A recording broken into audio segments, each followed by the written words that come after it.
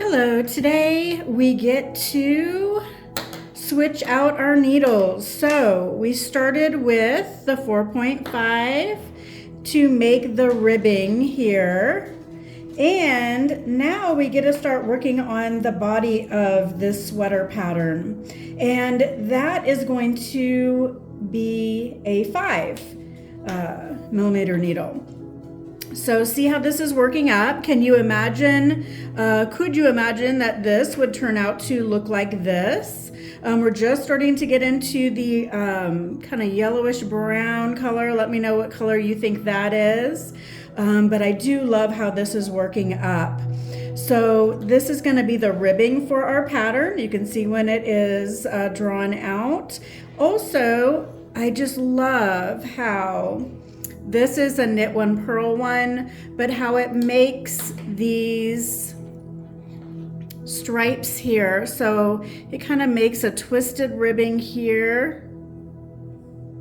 And then it makes these dashes here. But together, they make your V. So we're always looking for the V, the two sides. So this whole section here is considered the V of the stitch.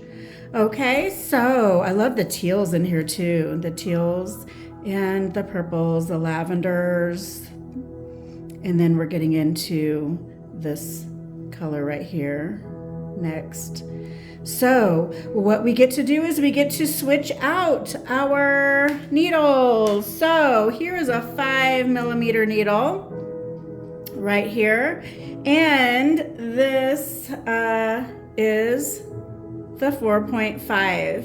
So you can see the difference here in the size.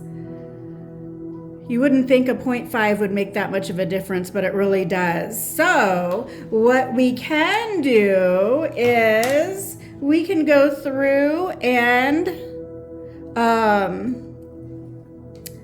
put this through and thread this through and then take the other one out. Or guess what I'm going to do? I am going to use the magic of the types of needles that I have, and I'm just going to switch out the tip and leave the cord as is. So here we go. This is the switch out, and that is my secret trick. So if you are newer to knitting and you have these types of needles, of course, my first thought was, oh, I have to switch out this needle, because when I had needles that do not have the tips that switch out, you don't have a choice but to thread it through, okay, to switch them out. But these switch out, so that's all I'm going to do.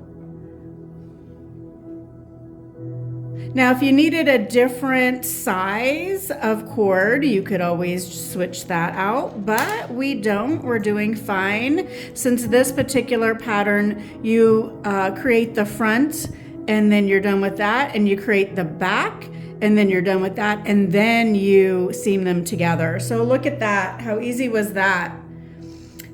Because I can tell you that it would have taken a little bit of time to go ahead. This is 101 stitches across.